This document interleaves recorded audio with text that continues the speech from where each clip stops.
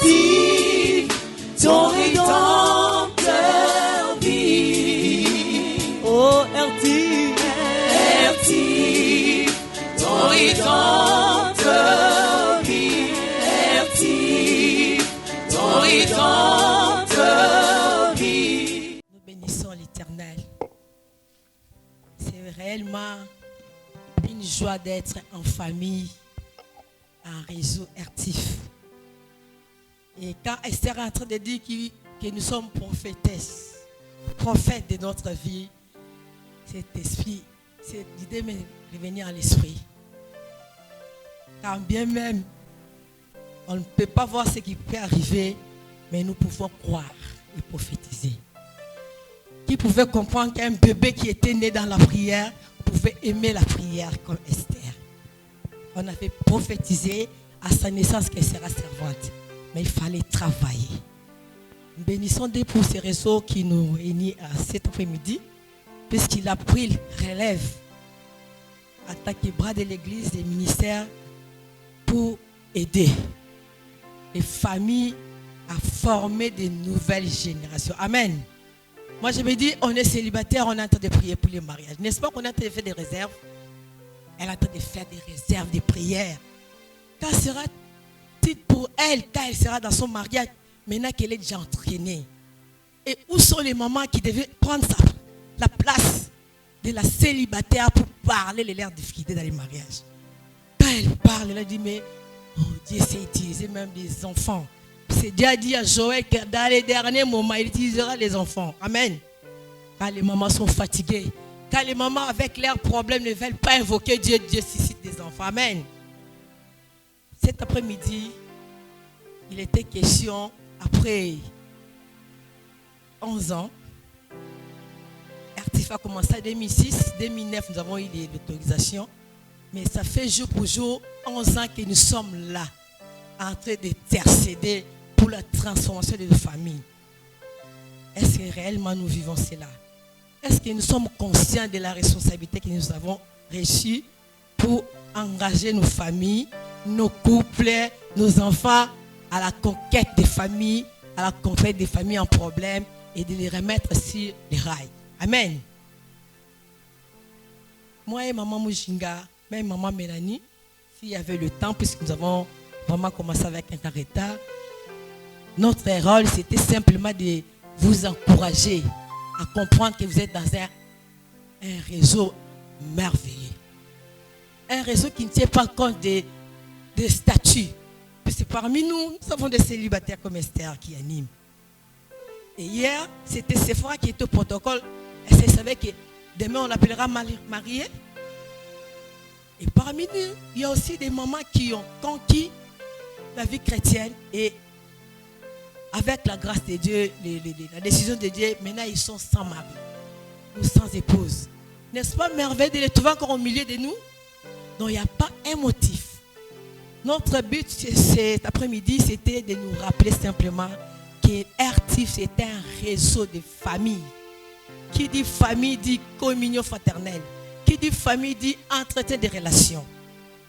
Voilà pourquoi il est pénible pour nous quand nous arrivons ici, nous trouvons les gens tristes. Justement, vous n'avez pas eu le temps de vous communiquer pendant tous les mois, parce que nous venons ici une fois les mois, n'est-ce pas?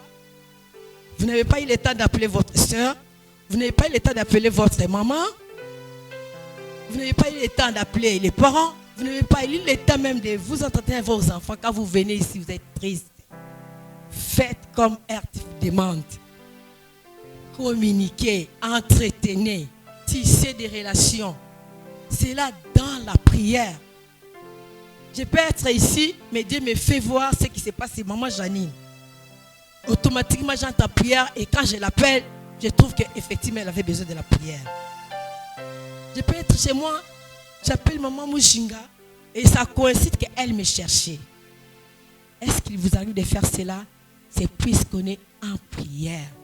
Mes bien-aimés, c'est pénible de trouver que nous sommes en train d'augmenter d'âge. C'est-à-dire nous ne comprenons rien du tout. C'est comme si nous venions laisser les autres. Moi, je vous assure que c'est un réseau qui me fait du bien. Quand vous me voyez debout, ce n'est pas par orgueil. Ces pieds ici veulent me déranger. Alors, je les cloue comme ça. Donc, je suis debout pour dire aux pieds, vous ne pouvez rien faire à moi. Vos malaises là, ça va partir avec la prière. Et je m'efforce et plus je suis debout, je me rends compte que j'ai plus mal. Que de dire, je ne viens pas, j'ai mal à la tête. Et mais amène ça à la croix. N'est-ce pas qu'on a dit qu'on amène ça à la croix? Amen. Et vous avez les salutations de votre visionnaire, Papa Mimi, qui voulait bien être ici. Hein? Bien être ici, puisque lui, la priorité, c'est la prière. Mais comme on nous a dit, il faut être aussi des pôles, faire des tentes pour que les ministères de Dieu puissent avancer. Il se retrouve à l'étranger. Il vous a salué.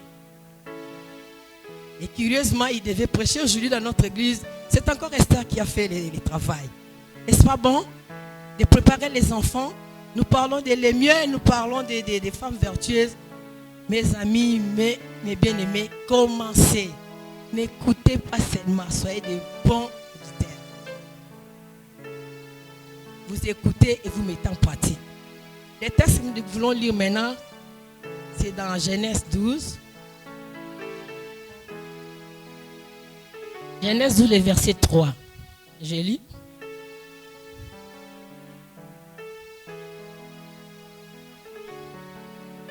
Je bénirai ceux qui te béniront, mais je maudirai ceux qui te maudiront. À travers toi, je bénirai toutes les nations de la terre. On nous a toujours répété ici que nous sommes des Abraham. Nous sommes des Abraham de notre famille. C'est-à-dire quand on a demandé à Abraham de quitter son pays, d'aller dans un pays inconnu, il a tout laissé. Mais là où il est parti, Dieu lui avait réservé une surprise.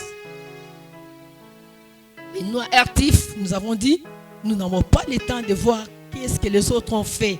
Nous avons décidé de nous arrêter et commencer une nouvelle génération.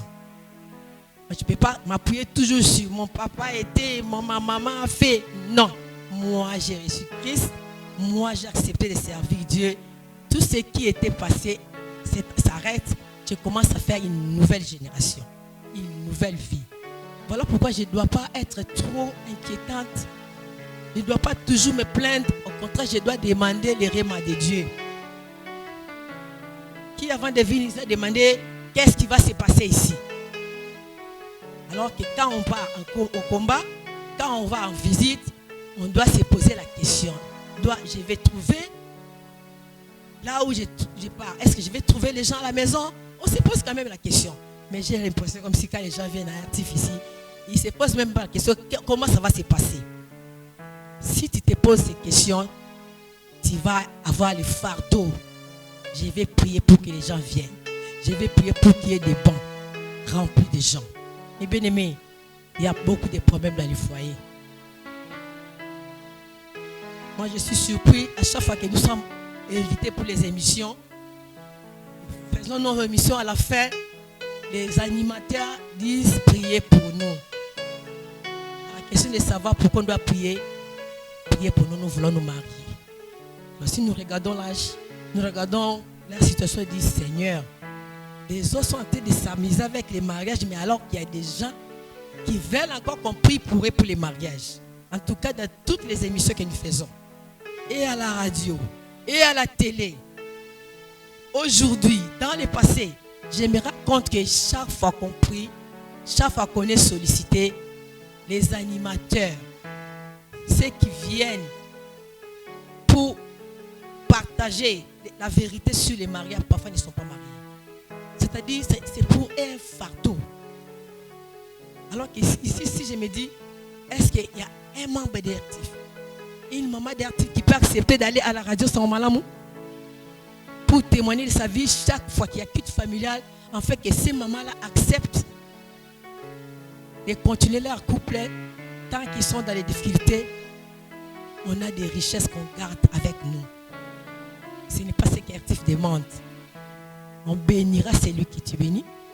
On maudira. Donc, quand nous gardons nos connaissances, nous sommes en train de maudire les autres. Mais si nous ouvrons nos cœurs, si nous ouvrons nos connaissances aux autres, cette salle ne sera pas telle qu'elle est là. Nous allions parler longuement, comme le temps presse. Nous voulons simplement dire que RTIF, ce n'est pas un ministère simplement de couple. Pour que quand tu as un problème dans ton couple, tu fais un bagage, tu pars.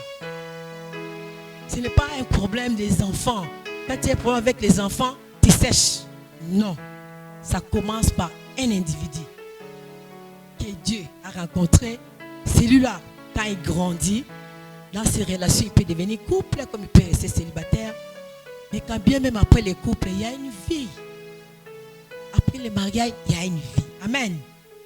Donc vraiment, je nous encourage à être contents, émerveillés quand vous venez dans cette salle. Pas simplement pour dire que moi, je ne peux pas venir, les autres viennent avec leur mari, moi je suis seule. Non, nous avons des sœurs qui viennent ici, qui ont commencé à venir seules et qui continuent à venir seules, quels que soient les motifs. C'est d'abord c'est son salut qu'on cherche. On peut être là, seul, mais on est un témoignage pour celui qui est à côté, qui est peut-être faible en prière, qui peut-être a des considérations, mais en voyant comment tu es, assidu, tu es fidèle, lui aussi change de comportement. Donc, un vrai message sera donné par notre sœur Zouzou, qui nous vient tout droit de la Belgique. Si maman Mouzima peut venir, justement, c'est pour compléter, insister pour que nos membres ne puissent pas inventer des réunions et plutôt inventer des motifs. Dieu nous aime tels que nous sommes, mariés, divorcés si cela est arrivé, célibataires, mais aussi quand on deviendra veuf ou veuve.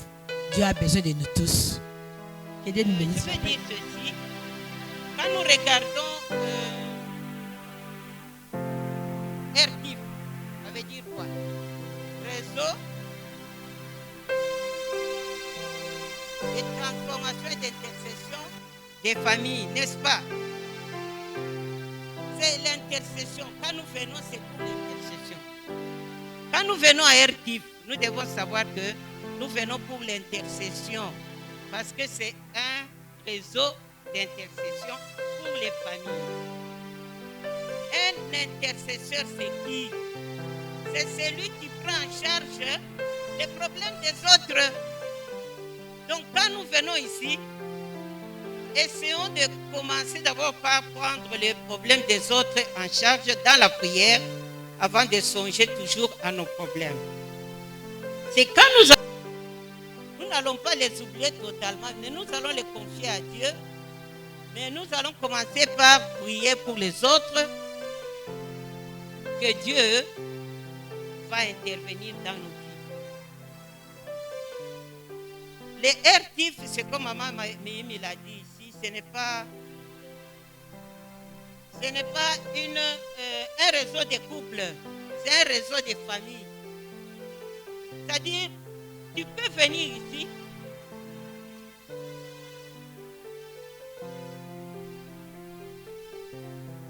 peux venir ici pour prier, même pour ta famille élargie, même pour tes cousins, tes cousines, tes neveux, tes nièces. Parce que vous savez, quand nous parlons de la famille, nous devons être réalistes. En Afrique, nous ne sommes pas que la famille restreinte, papa, maman, enfant. Nous avons des cousins, des cousines. Ok. Et nous avons des cousins, des cousines, des neveux que nous avons dans nos maisons qui nous posent beaucoup plus de problèmes que nos propres enfants, nos propres maris et nos propres épouses. Donc toutes ces personnes-là méritent qu'on puisse prier pour eux. Alors quand nous venons ici, pensons d'abord à prier pour les autres. Nous disons aussi que quand nous prions,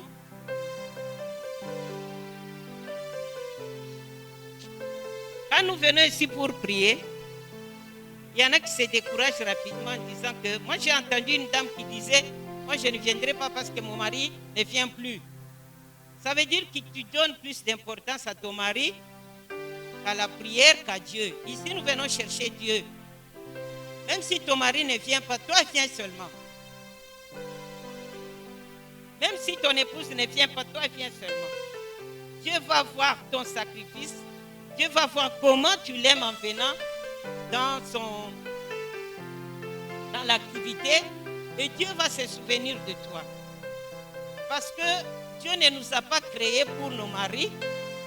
Dieu ne nous a pas créés pour nos épouses. Chacun de nous est venu avec une mission spéciale. Sinon, quand le mari meurt, la femme aussi devait partir.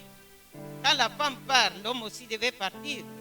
Mais pourquoi l'un reste ou l'autre reste et l'autre part? C'est parce que chacun de nous, nous avons une mission. Vous n'allez pas abandonner la prière au motif que non, parce que mon mari ne vient pas, parce que mon épouse ne vient pas, parce que j'ai prié longtemps, mon mari ne se convertit pas, la femme ne se convertit pas, les enfants sont toujours têtus. Le salut est individuel. Quand nous irons au ciel, il n'y aura ni enfant, ni mari, ni épouse.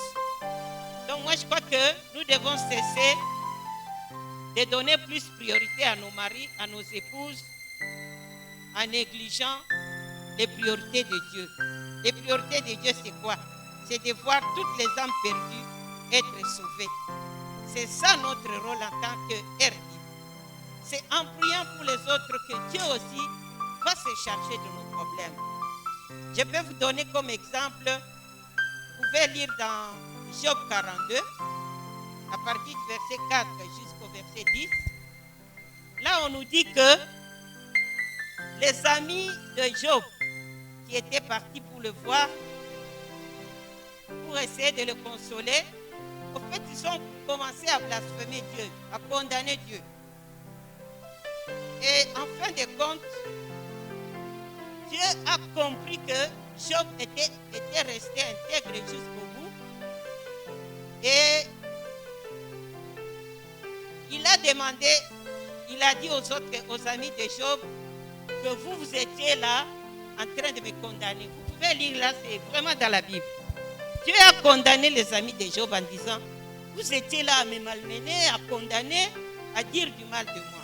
Alors que Job, qui était frappé de malheur, ne m'a pas condamné, il est resté intègre jusqu'au bout.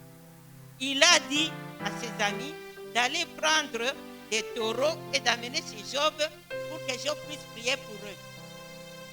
Et la Bible dit, c'est quand Job a prié pour ses amis que Dieu a béni Job. Et il lui a restitué tout ce qu'il avait perdu. C'est dans la Bible, vous pouvez vérifier ça. Donc quand nous prions pour les autres, Dieu intervient dans nous. Quand nous prions pour les autres, Dieu nous bénit. Quand nous prions pour les autres, Dieu s'occupe de nous. Occupons-nous d'abord des autres avant de tout le temps parler de nos propres problèmes. Parce qu'il y en a que nous avons constaté que quand ça ne marche pas, ils laissent tomber. Et puis laissez-moi vous dire, quand nous disons ça ne marche pas, ça veut dire quoi? Ça ne veut rien dire. Parce que nous ne connaissons pas les plans de Dieu. Dieu, ses voies sont multiples. Nous sommes là souvent à condamner nos maris, à condamner nos épouses, en disant qu'ils ne sont pas convertis. Je crois que ce que nous devons faire, c'est chercher d'abord à améliorer notre relation avec Dieu, nous-mêmes d'abord. Nous-mêmes d'abord, au lieu de pointer tout le temps le doigt de l'autre côté. Parce que si Dieu convertit ton mari ou ton épouse alors que toi-même tu n'as pas encore converti, c'est celle qui va être convertie avant qui va souffrir. Parce que toi tu vas être toujours païenne. Alors Dieu préfère qu'on puisse d'abord être, disons, marcher dans la vérité, dans la sanctification avec lui, et chercher avant tout le royaume du ciel, afin que tout le reste nous soit donné par-dessus. En fait, nous devons rechercher d'abord le royaume du ciel, et non rechercher la conversion du mari, non. Et non rechercher la conversion de la femme, non. Recherchons le royaume du ciel. C'est-à-dire, toi, femme, cherche le royaume du ciel. Et Dieu va te bénir toi-même. Il y a des femmes ici qui ne cherchent leur bénédiction qu'à travers leur mari. Alors, les jours où le mari meurt, c'est la catastrophe. Il y a des hommes qui sont ici, qui cherchent seulement que leur femme prie pour eux. Les jours où les femmes s'en vont, c'est la catastrophe. Cherchons avant tout le royaume du ciel. Que Dieu vous bénisse. Vous savez, devenir intercesseur, c'est commencer par des petits pas. Prier 1 jour par semaine, 2 jours par semaine. Nous avons des prières, nous avons des sujets de prière au courant de la semaine. Prenons-les à cœur et le Seigneur nous fera du bien. Alléluia. J'aimerais encore inviter Maman Zouzou qui va encore nous apporter un message. Encore une fois cet après-midi, ma prière, c'est que vraiment que l'Esprit de Dieu qui connaît nos cœurs et nos pensées puisse répondre aux besoins de chacun d'entre nous par rapport à tout ce qu'il a mis dans mon cœur pour nous cet après-midi. Et ce que je voudrais partager avec vous cet après-midi, c'est par rapport à l'éducation chrétienne de nos enfants et ou bien simplement la vie spirituelle de nos enfants ou l'éducation spirituelle de nos enfants. C'est de ça que nous allons parler pendant quelques minutes cet après-midi parce que, comme on l'a dit, RTIF, Maman Mujinga l'a dit, c'est pas que pour le couple, RTIF c'est pour la famille tout entière. Donc, alors moi aussi, je vais juste me marteler un tout petit peu, comme Maman Hubert avait dit tout à l'heure, Maman Marceline. C'est important que nous tous, en tant que RTIF, que vraiment nous puissions venir avec joie lorsque nous nous rencontrons et tirons ceux qui sont à la traîne. Que celui qui est fort puisse prendre la main à celle ou celui qui est faible. Et tout ça, et comme a dit Maman Mujinga, un intercesseur est là d'abord pour prier pour les autres. Avant nos propres problèmes, nous sommes là d'abord pour les autres. C'est ce que Dieu cherche. Dans Ézéchiel, il est dit, il cherche quelqu'un pour se tenir à la brèche. Alors, RTIF, c'est d'abord des intercesseurs, des hommes et de femmes de prière. Nos enfants doivent aussi devenir des femmes et des hommes de prière, des enfants qui aiment le Seigneur et qui s'attachent à Dieu. Voilà. Alors, pour commencer, je voudrais juste que nous lisons un passage dans Deutéronome au chapitre 6, verset 5. La Bible dit ceci. « Tu aimeras l'Éternel ton Dieu de tout ton cœur, de toute ton âme et de toute ta force. Et ces commandements que je te donne aujourd'hui seront dans ton cœur. Tu les inculqueras à tes enfants et tu en parleras quand tu seras dans ta maison, quand tu iras en voyage, quand tu te coucheras et quand tu te lèveras. Tu les lieras comme un signe sur tes mains et ils seront comme des frontons entre tes yeux. Tu les écriras sur le poteau de ta maison et sur tes portes. » Donc Dieu a donné aux enfants d'Israël des préceptes, des lois, des commandements. Et il insiste, il a dit, les commandements que je te donne aujourd'hui, tu les inculqueras à tes enfants. C'est-à-dire qu'il ne te les donne pas pour que tu les gardes pour toi. Il veut que cela puisse être perpétuel, que cela continue après toi. Donc chaque parent que nous sommes, chaque femme, chaque mère, chaque père, notre rôle, si du moins tu suis,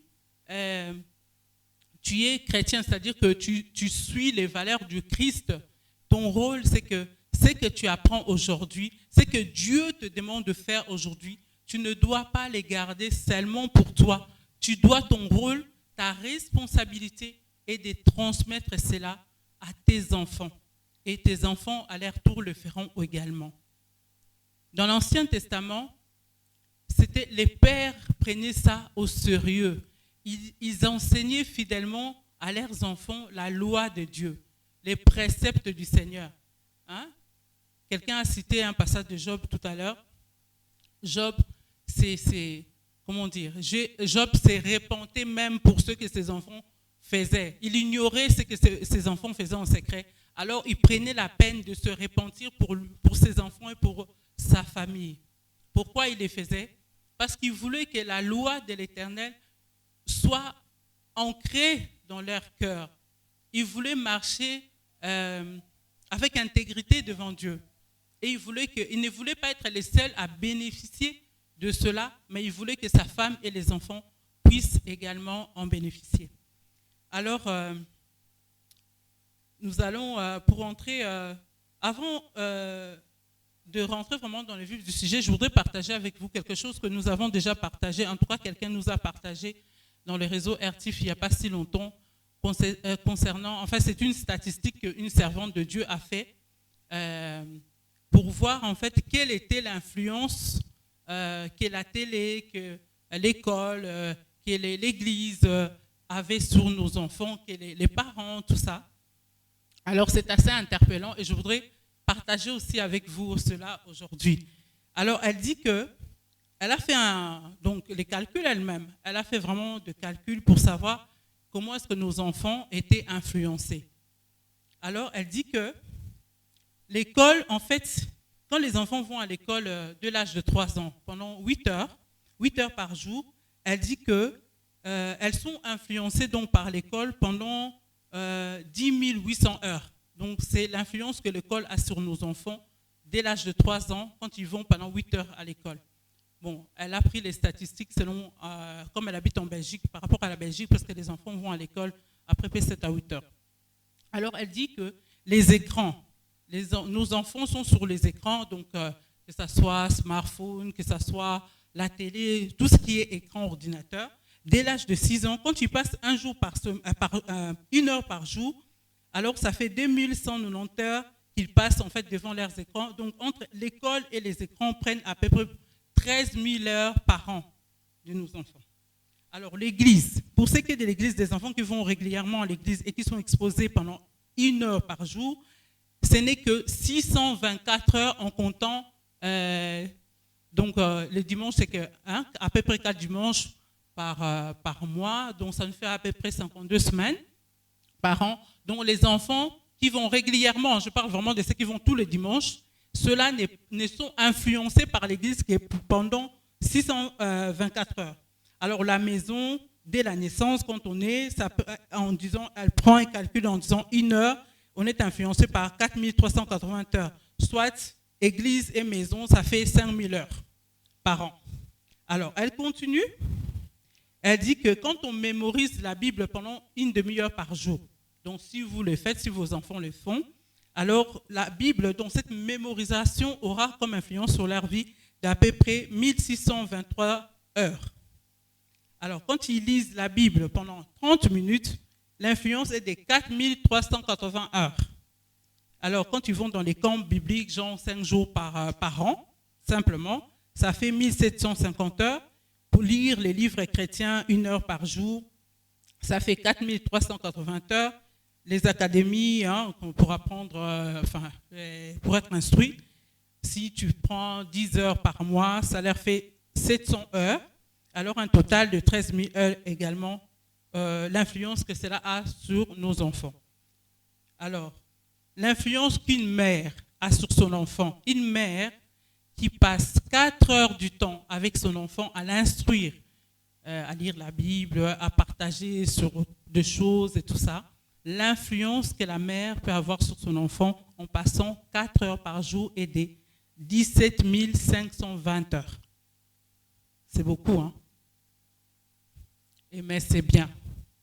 Alors, je dirais que tout le monde, plus ou moins tout le monde connaît les passages on ne va pas les lire, mais je vais juste les citer, de Proverbe 31, où on parle de Lemuel avec sa mère.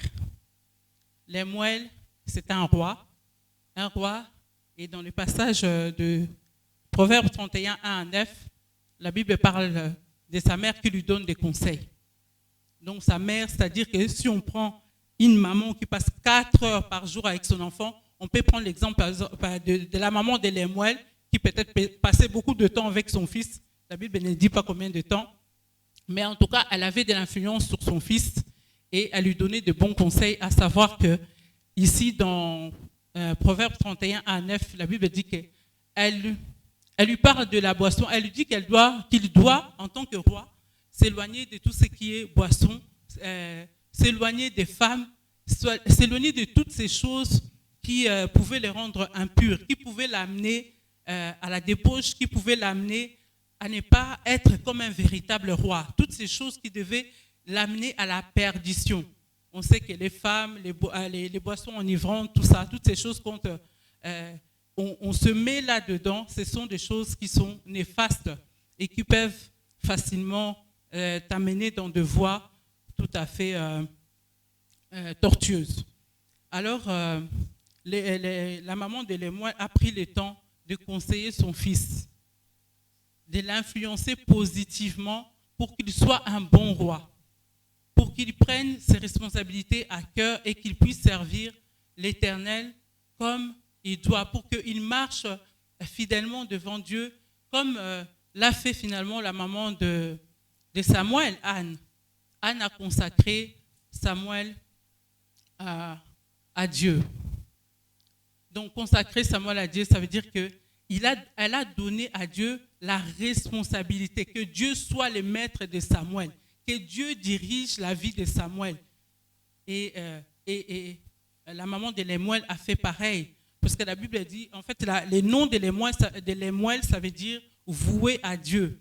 Donc j'imagine que cette maman, quand elle a eu son fils et qu'elle lui a donné son prénom, elle avait dans l'esprit que tout ce qu'elle voulait, c'est que son fils puisse être consacré à Dieu, que son fils puisse marcher fidèlement devant Dieu, que son fils puisse pratiquer la justice, que son fils soit un homme intègre, un homme responsable, un homme qui aide les gens, un homme qui bénit les autres. Tout ce qu'elle voulait, c'est que Lémuel ne se détourne pas de la voie de Dieu, comme Anne l'a fait, beaucoup d'autres dans la Bible l'ont également fait. Alors pourquoi l'éducation chrétienne, c'est quoi? C'est juste, nous voulons en fait, en tant qu'RCIF, amener nos enfants à développer ou à acquérir les connaissances ou les valeurs chrétiennes, les valeurs auxquelles toi tu crois en tant que parent. Parce que si tu viens dans RCIF, c'est parce que tu crois à une certaine valeur, à certaines choses que RCIF véhicule. Alors si toi tu crois à ces choses, tu dois aussi à ton tour les transmettre à tes enfants. Parce que ce que je constate parfois, et je suis sûr que beaucoup d'entre nous le constatent aussi, souvent on entend parfois les parents vont à l'église, mais les enfants restent à la maison. Oh non, il ne veut pas se réveiller. Oh, le matin, c'est compliqué. Mais tous les jours, cet enfant va à l'école à 6 h du matin, il doit se réveiller parce que l'école commence à 7h30 ou à 8 h. Mais l'église commence à 10 h. Oh non, il est fatigué, tu sais, l'école, c'était lourd, compliqué, alors je le laisse dormir. On doit parfois se poser la question, est-ce que vraiment, en tant que père ou en tant que mère, est-ce que nous prenons réellement nos responsabilités en laissant nos enfants à la maison? Quand nous allons à l'église, parce que tu crois que Dieu est bon, parce que tu crois que Dieu peut faire de bonnes choses pour toi, alors comment tu peux laisser ton enfant chez toi? Si Dieu peut faire de bonnes choses pour toi, il est de notre responsabilité d'amener nos enfants aussi là où nous croyons que c'est bon, là où nous pensons que Dieu peut faire des choses pour eux. Nous ne devons pas les laisser à la maison. C'est notre responsabilité de les prendre avec nous. S'ils sont capables de se réveiller les matins, difficilement, mais d'aller à l'école, ils peuvent aussi se réveiller les dimanches pour aller rendre grâce à Dieu qui l'a gardé, qui vous a tous gardé, qui nous a tous gardés tout au long de la semaine. Ce n'est qu'une fois par. En général, ce n'est qu'une fois par semaine que nous allons à l'église. Alors, pourquoi est-ce que nous devons éduquer nos enfants selon la parole de Dieu? Pourquoi est-ce que c'est important? Dans le livre de Genèse 18, la Bible dit ceci.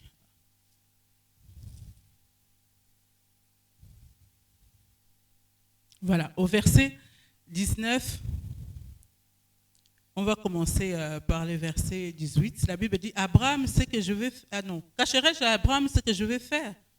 Abraham deviendra certainement une nation grande et puissante, et en lui seront bénies toutes les nations de la terre.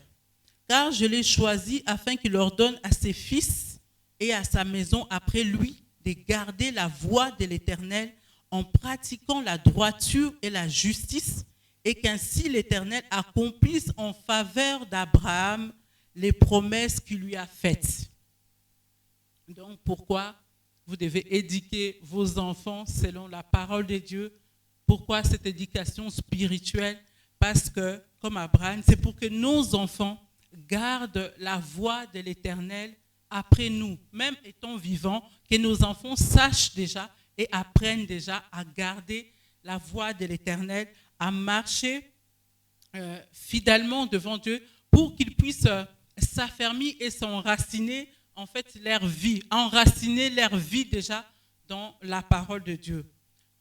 Mais aussi parce que en s'attachant à Dieu, si on leur apprend à être intègre, à marcher fidèlement devant Dieu, c'est aussi pour les éviter les souillures de ce monde. C'est pour qu'ils leur permettre de pouvoir s'éloigner des souillures de ce monde, hein, s'éloigner de tout ce qui ne nourrit pas l'âme et tout ce qui peut les amener à la perversion. Ce que nous voulons, c'est que nos enfants comprennent aussi, quand vous leur enseignez la parole de Dieu, c'est pour les aider à comprendre aussi les limites et la sagesse humaine. Parce que tout ce qui est humain est limité, mais Dieu est illimité. Dieu est grand, Dieu est puissant, Dieu est infiniment grand. Et Dieu a de ressources insoupçonnées.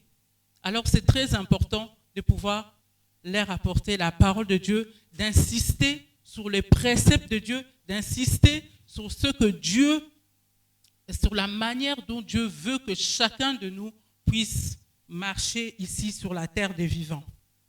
Aussi pourquoi ils doivent avoir cette éducation chrétienne ou spirituelle, c'est parce que c'est pour pratiquer la justice. Hein, pratiquer la justice, c'est marcher dans l'intégrité, sans pouvoir se compromettre. Il y a le Proverbe 21 dit ceci. Et en parlant de la justice, il dit...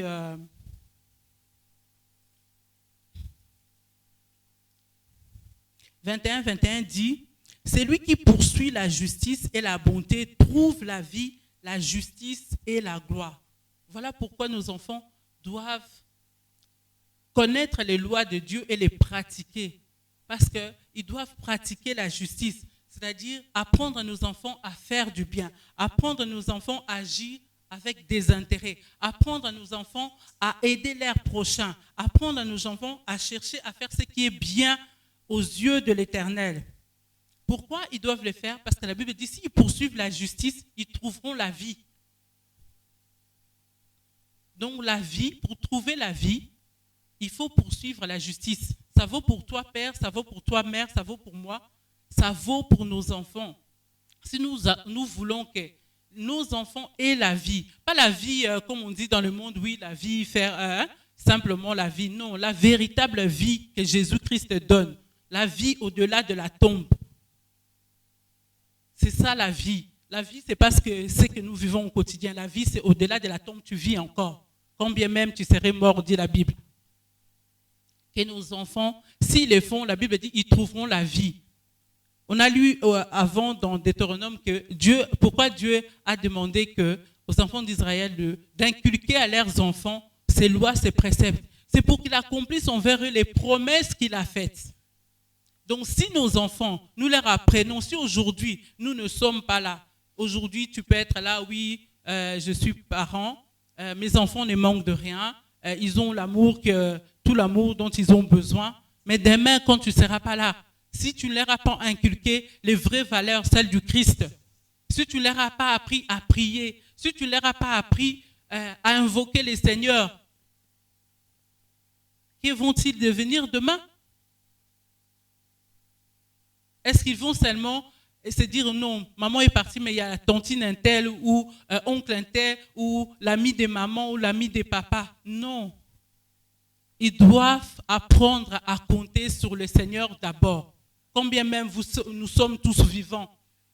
Nos enfants, c'est le plus grand héritage qu'on peut leur laisser, c'est connaître Christ.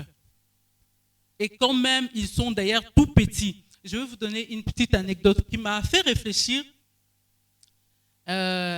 C'était assez drôle, c'était la semaine dernière. Et il y a une sœur de l'église qui nous racontait par rapport à son petit-fils qui a 3 ans et demi, 4 ans. Alors, elle nous dit, vous savez ce qui est arrivé? J'étais occupée je voulais donner une pomme à mon petit-fils. Et alors, j'étais occupée à éplucher la pomme. Et puis, j'ai découpé la pomme. Donc, je donne à l'enfant. Et puis, le petit dit à sa mamie, non, mamie, je ne peux pas manger la pomme. Et puis, la mamie dit, mais pourquoi tu ne peux pas manger la pomme? Il dit, non, parce que je regardais, en fait, il avait regardé un dessin animé où il y avait Ève, Adam, tout ça. Alors, il a dit à sa mamie, il a dit, Non, non, parce que je ne veux pas tomber comme Ève et Adam. La mamie était estomaquée. C'est interpellant, mais ça fait réfléchir. Ça fait réfléchir. Donc, je ne sais pas comment cet enfant de 3-4 ans a compris la chose, mais ce qu'il a compris, c'est que s'il mangeait la pomme, il aura un problème. Parce qu'il a compris qu'Adam et Ève ont eu un problème. Donc, lui, il a dit à sa mamie, je ne veux pas la pomme. Et donc, voilà. Mais c'est ça pourquoi? Parce qu'on les met devant des histoires chrétiennes, il apprend des choses. Bon, il est tout petit, il comprend certaines choses, mais on va lui expliquer, on lui expliquera petit à petit. Mais c'est déjà, ses grands-parents l'exposent déjà à la vie chrétienne, l'exposent déjà aux valeurs auxquelles eux croient, à ce qu'ils partagent avec lui. Donc, poursuivre la justice est le chemin qui t'amènera certainement à la vie. Alors, n'hésitons pas à dire à nos enfants, à nous-mêmes d'ailleurs, à faire ce qui est bien, à marcher dans l'intégrité, à marcher fidèlement devant Dieu, à pouvoir accomplir et faire la volonté de Dieu. Alors, comment est-ce que nous pouvons amener nos enfants dans cette éducation chrétienne? Ici, RTIF, première valeur, culte familial. Les cultes familiales, c'est important. Est-ce que nous tous, en tant que RTIF, tels que nous sommes là aujourd'hui, même ceux qui sont absents, est-ce que nous faisons réellement ce culte familial dans nos maisons? Ou bien alors nous venons, nous assistons? C'est très important. C'est très important de pouvoir se réunir, de prier ensemble, de prier avec nos enfants. Parfois, moi, j'entends, il y a des sœurs ou des frères qui me disent « Ah non, non, je ne sais pas prier parce que non, l'enfant dérange ou l'enfant ci ou l'enfant ça. » En fait, ils trouvent toujours, c'est vrai, des échappatoires, des excuses, mais ou bien ils disent non, l'enfant ne comprend rien. Oui, certainement, à 0, 1 ou à 1 an, 2 ans, ils ne comprennent pas grand-chose, mais nous savons tous que les enfants, quand ils sont petits, ce sont des éponges. Ils emmagasinent des choses. Tout ce qu'on leur donne, tout ce qu'on leur dit, ils les retiennent. Il y a ma nièce, il y a une dame qui est venue nous raconter un jour, bon, elle est grande aujourd'hui, ma petite nièce, ils allaient en voyage scolaire. Elle avait genre 4-5 ans aussi. Ils allaient en voyage scolaire, donc tous les parents emmènent tous les enfants sur le lieu du rendez-vous où les cars les attendaient pour pouvoir partir en voyage scolaire. Alors, ma sœur avait laissé sa fille, elle est montée, elle s'est assise, elle était près de la fenêtre. Alors, pendant qu'elle était assise et que d'autres enfants montaient, la petite, elle s'est inclinée, elle a fait comme ça, comme si elle priait. Alors, ça a intrigué une de maman qui était là et tout ça. C'est elle qui nous l'a rapporté parce que ma soeur était déjà partie. Elle a dit, vraiment, j'étais très surpris parce que pendant que les enfants montaient, j'ai vu ta petite fille, elle était dans le bus et puis elle s'est inclinée, donc elle priait. Pourquoi l'enfant faisait ça? Parce qu'elle a vu faire ça chez elle à la maison. Parce que ma soeur, elle prie avec elle. Parce qu'elle sait que pour manger, il faut prier. Quand on va quelque part, elle lui répète tout le temps, il faut prier. Quand tu es là, il faut prier.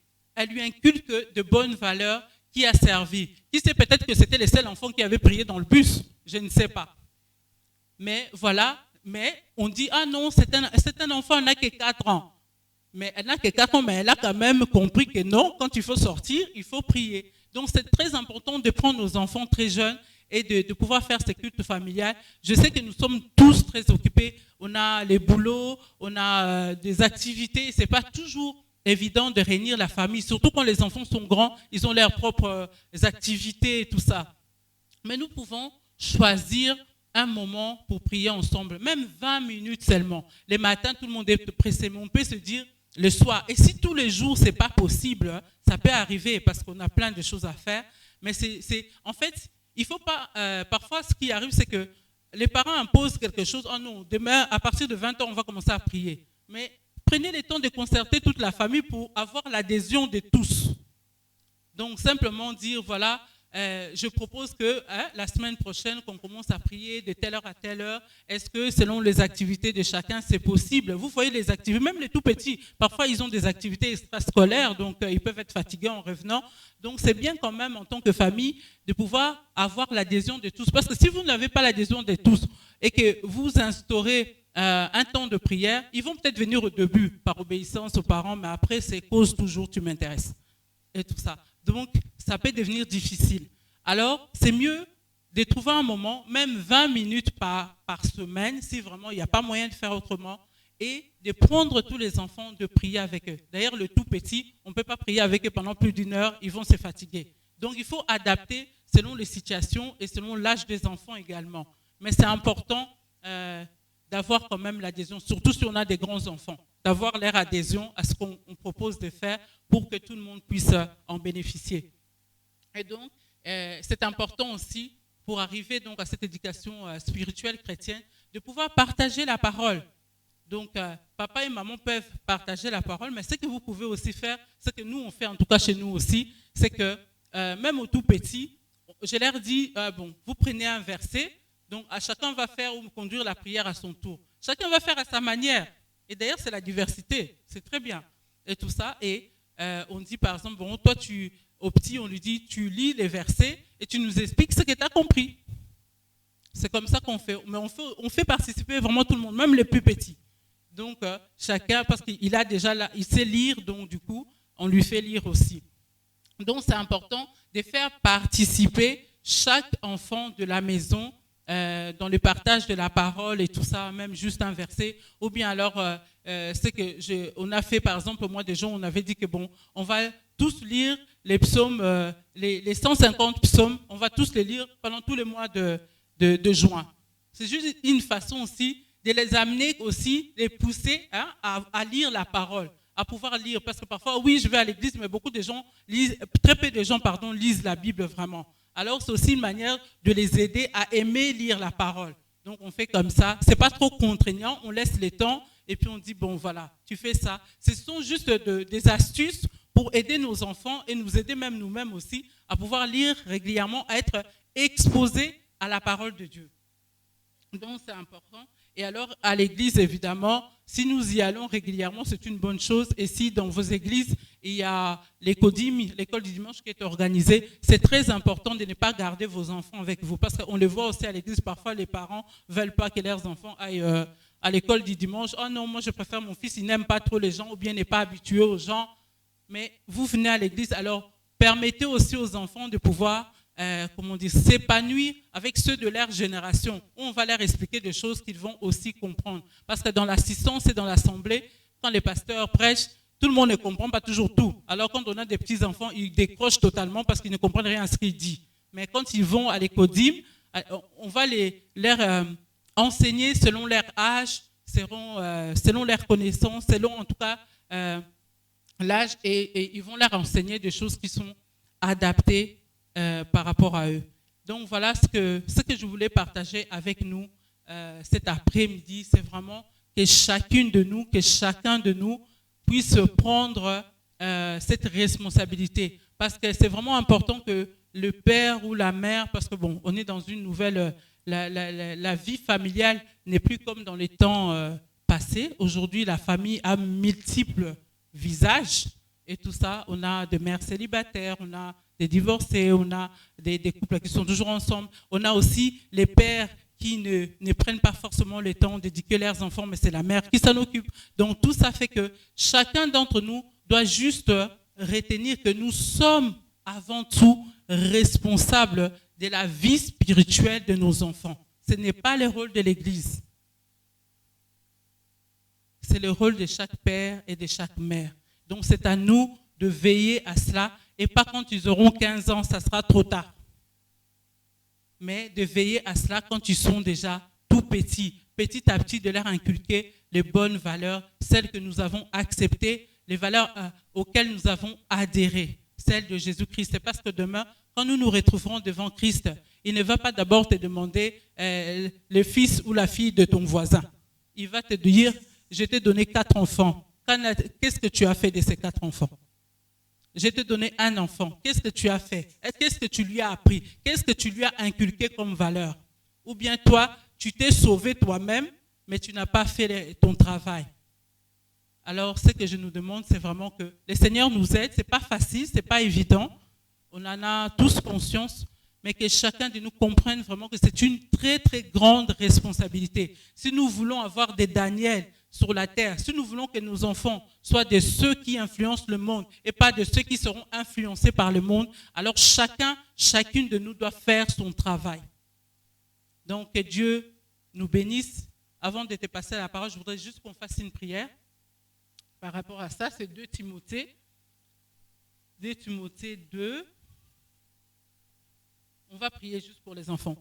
La Bible dit, fuis les passions de la jeunesse et recherche la justice, la foi, la charité, la paix avec ceux qui invoquent le Seigneur d'un cœur pur. Alors nous allons prier pour nos enfants, pour que nos enfants puissent fuir la passion de la justice.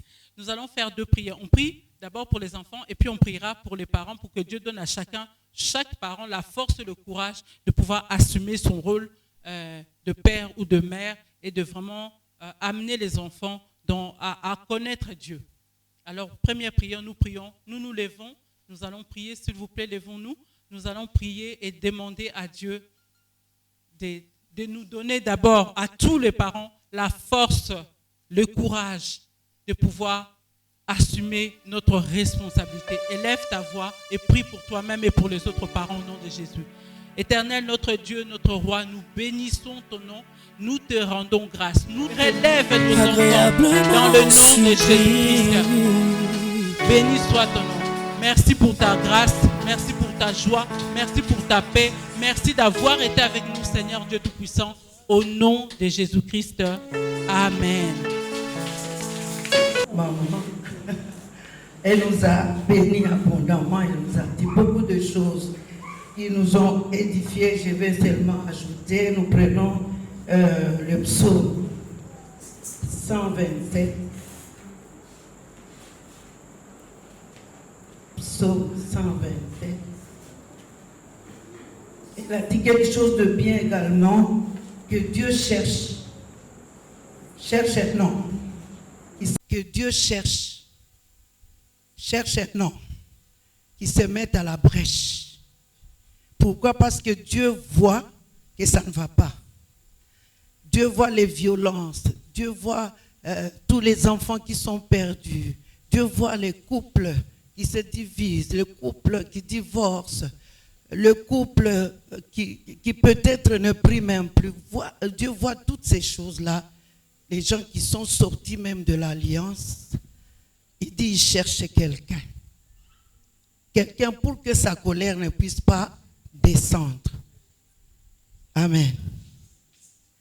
Nous allons lire le psaume 127. Je vais seulement rejoindre la maman Zouzou, elle a presque tout dit. La Bible dit ceci. Si l'Éternel ne bâtit la maison, ceux qui la bâtissent travaillent en vain. Si l'Éternel ne garde la ville, celui qui la garde veille en vain. En vain vous levez-vous matin, vous couchez-vous tard et mangez-vous le pain de douleur. Il en donne autant à ses bien-aimés pendant leur sommeil. Voici des fils sont un héritage de l'Éternel. Le fruit des entrailles est une récompense. Comme les flèches dans la main d'un guerrier, ainsi sont les fils de la jeunesse. Heureux l'homme qui en a rempli son carquois. Ils ne seront pas confus quand ils parleront avec des ennemis à la porte. Amen. Je voulais souligner que les enfants sont un héritage de l'Éternel. Un héritage que nous devons protéger. Un héritage que nous devons conduire. Gloire au Seigneur pour ceux peut-être qui ne sont pas encore mariés, mais qui connaissent le Seigneur et qui vont se marier dans le Seigneur. Donc, qui préparent, qu'ils puissent commencer à déclarer déjà sur les enfants qui ne sont pas encore là. Afin que quand ces enfants viendront, qu'ils puissent suivre le chemin de Dieu. Mais ceux qui peut-être se sont mariés dans le Seigneur, mais qui n'ont pas connu le culte familial, le temps est là de revenir au Seigneur. Alléluia. Vraiment, actif, c'est une source, c'est une bénédiction plutôt. J'ai lu dans la Bible un prophète, Élisée, qui est allé à Jéricho. Il a trouvé les gens de Jéricho, il a dit, comment ça va? Ils ont dit, non, la vie est bonne, mais les eaux sont mauvaises. Amen. Notre vie est tout à fait normale, mais les eaux sont mauvaises. Donc, à la source, il y avait la mort. À la source, il y avait la stérilité. Mais personne n'intercédait. Tout le monde était là. Bon, on vit parce que maintenant, bana siko bayo kakate, bana siko baza mutu makasi, bana siko et Android, bana. Mais nous devons comprendre que par la prière, Dieu change toutes choses. Dieu change l'homme. La Bible dit dans Proverbe 21 au verset 1, il dit, le cœur du roi est dans la main de Dieu. Il le fait couler où il veut. Donc, notre part, c'est d'intercéder pour que Dieu prenne ce cœur-là et puisse l'incliner vers le Seigneur. Donc, ne te décourage pas si tu vois que les enfants peut-être ne veulent pas prier ou ne veulent pas venir au culte familial. Toi, mets seulement l'autel dans ta maison. Toi, sois à l'autel, ils viendront. Ils viendront prier.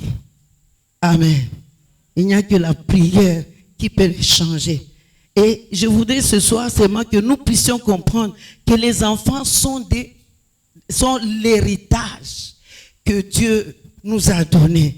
Et les enfants sont une récompense que Dieu nous a donnée. Et voilà les sujets de prière pour dire, Seigneur, tu ne peux pas me donner ce qui est mauvais. Parce que tu dis que ce sont des récompenses. Je dois protéger l'héritage que tu m'as donné. Et quand tu pries pour tes enfants, quand tu as le fardeau, quand tu as les douleurs d'enfantement, pour tes enfants, facilement tu prieras pour les enfants des autres. Parce que ça te fera mal. Tu comprendras que ces parents-là souffrent parce que leurs enfants font ceci ou cela. Alléluia. Romains 8 dit que la création attend, n'est-ce pas? Attend les révélations des fils de Dieu. La création attend. Les autres familles attendent que Ertif leur dise quelque chose.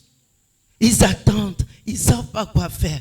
Mais nous fonçons. Pourquoi? Parce que nous avons l'assurance que tout ce que nous sommes en train de demander, un jour, Dieu va exaucer. Voilà. C'est ça l'attitude qu'il faut avoir. Que même si cela dure, je crois que mes enfants vont changer. Même si cela dure, je crois que mes enfants vont aimer le Seigneur. Même si cela dure, je crois que le culte familial va persister, va résister dans ma maison. Il y a longtemps, je n'avais pas encore rencontré Ertif, mais Dieu me disait toujours, si tu ne te mets pas ensemble avec tes enfants, je vais vous disperser. Je disais, comment il va nous disperser? Effectivement, nous étions des locataires et tout d'un coup, le monsieur se dit, sortez de ma maison. Maintenant, là où nous devions aller, nous n'avons pas encore construit. Et effectivement, ce que Dieu a dit, il nous a dispersés. Et alors, j'étais obligé de commencer maintenant à prier encore pour que la famille puisse revenir ensemble. Donc, ne te décourage pas. Ce soir, je vais te dire, ne te décourage pas. Parce que les enfants sont l'héritage que le Seigneur nous a donné. Le fruit des entrailles est une récompense. Dieu ne peut pas donner ce qui est mauvais. Peut-être toi et moi, nous ne comprenons pas. Maman Zouzou nous a dit beaucoup de choses. Nous devons inculquer. Donc, on inculte. Donc, ozo kotisa. Moutoua linga linga te. Ozo kotisa. Dit un jour, à Kokota na problème songolo. Et elle va rentrer. Pour pouvoir te poser des questions pour dire Ngayo. D'ailleurs, moi, avant de venir ici, il y a un de mes enfants qui m'a suivi.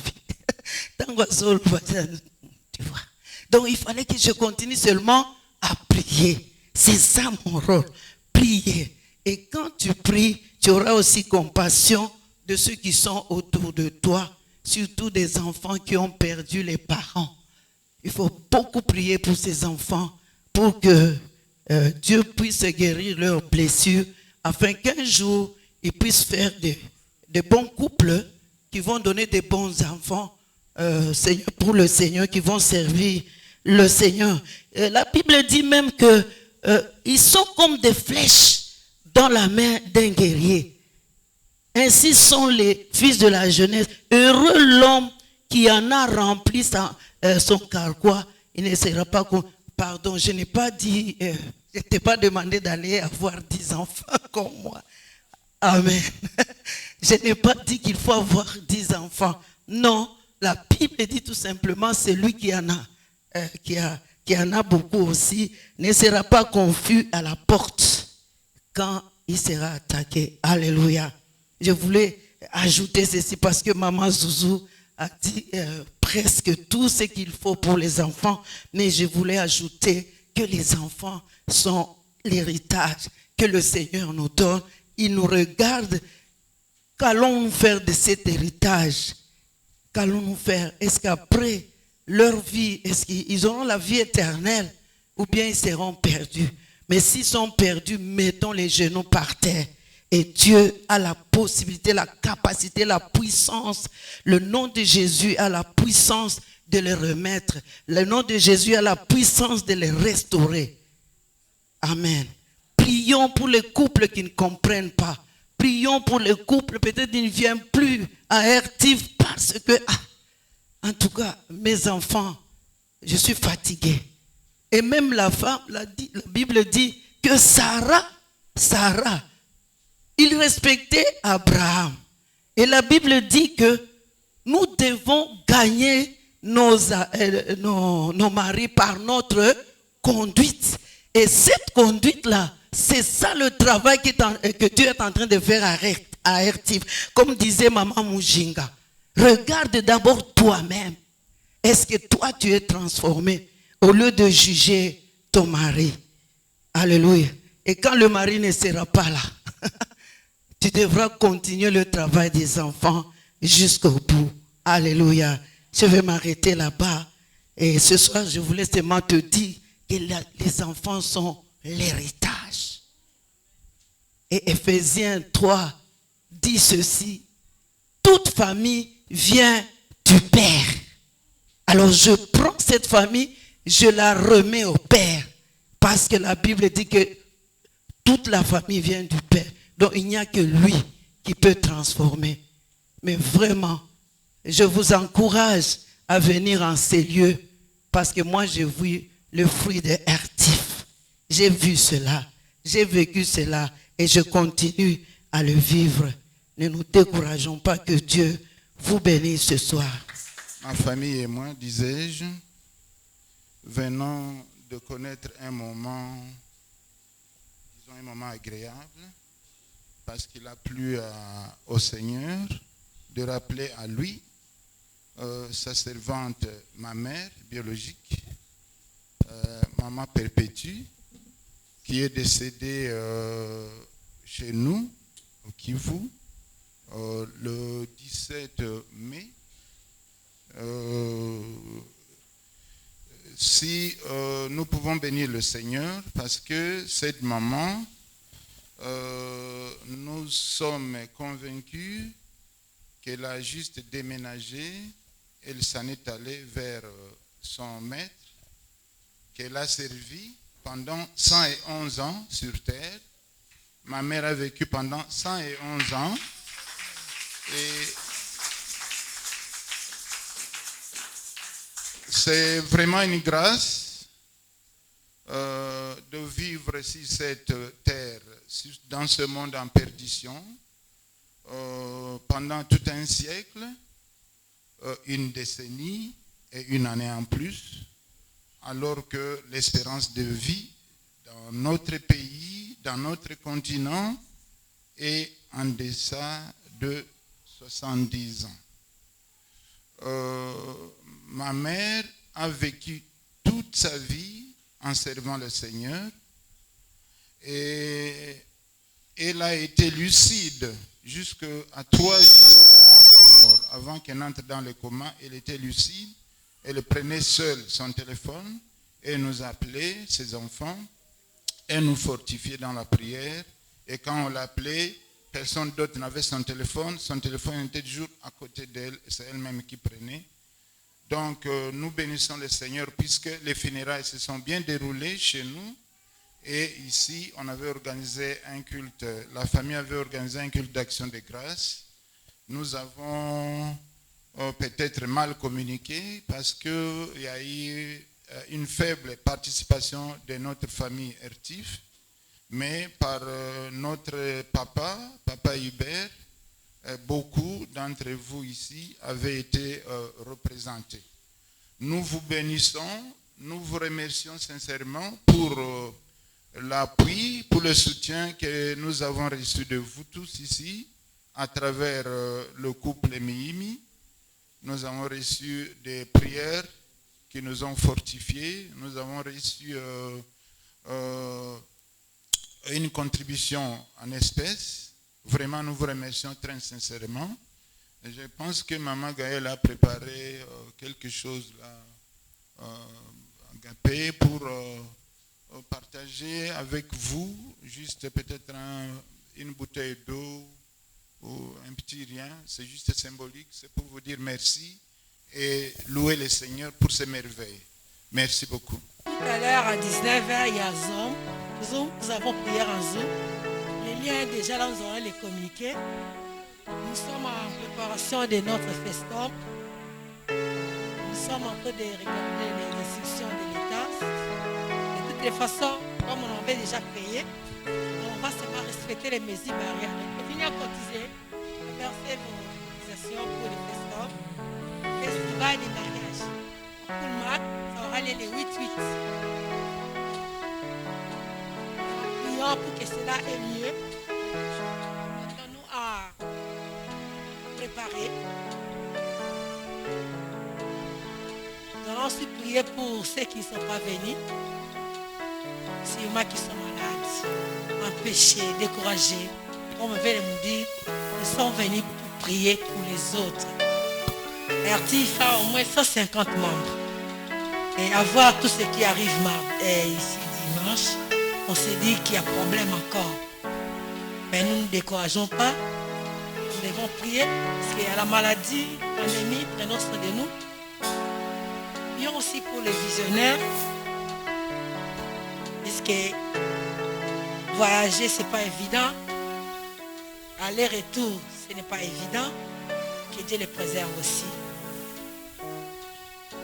Prions pour les réseaux actifs internationaux. Ils ont besoin de nous. Et puis aussi pour Samamalamo qui nous diffuse ces émissions. Bientôt là, on va entrer sur Canal Plus, n'est-ce pas? Canal Plus, c'est 350. Donc, nous devons venir pour que nous puissions vulgariser notre réseau. On n'a pas de suivre YouTube des autres, nous avons aussi notre YouTube. Voilà pourquoi je nous demande d'être toujours assidus, puisqu'un jour, on pourra passer le micro à chacun de nous passer devant. Ça fera la fierté. Je viens tous les jours, qu'est-ce que j'ai capté, qu'est-ce que je peux communiquer. Ce n'est pas réservé à une catégorie de gens. Tout le monde est RT. Amen. Nous allons prier. Tendre Père, nous te disons infiniment merci. Tu es avec nous comme Alpha. Emmanuel, nous t'avons vu cheminer avec nous. Éternel grand Dieu, maintenant que nous sommes à la fin, nous pouvons te dire merci. Merci puisque tu nous dis dans Psaume 127, si nous bâtissons nos maisons sans toi, nous ne réussirons pas. Comme nous avons compris cela, Seigneur, nous sommes venus à tes pieds cet après-midi. Bénis, Seigneur Jésus-Christ, ces moments. Nous bénissons, Seigneur, les chants qui ont été élevés vers toi. Nous bénissons, Yahweh, les paroles, les exhortations, aussi les actions de grâce et les témoignages. Seigneur, qu'avons-nous encore à te dire? Tu es le Dieu d'artistes, tu es le Dieu des familles. Aide-nous, Seigneur, à consacrer l'équipe dans nos maisons. Aide-nous à saisir l'opportunité, à prendre la responsabilité. Éduquer, enseigner nos enfants surtout nous les mamans, on fait des impacts positivement. Et pour que nous puissions, nous, actifs, donner à la société des personnes, des leaders capables de transformer le monde. Puisque nous sommes un ministère de transformation. Seigneur, bénis ton serviteur là où il est, laissez de son voyage. Sois avec nous à l'aller comme au retour. Bénis les zooms de ce soir, Seigneur. Et bénis les activités qui vont suivre la semaine prochaine. Que l'Éternel te bénisse, qui te garde. Qu'il fasse lui sa face sur toi et qu'il t'accorde sa grâce. Qu'il accompagne chacun de nous. Allons dans la paix du Seigneur. Au nom puissant de Jésus, je vais ainsi prier. Amen.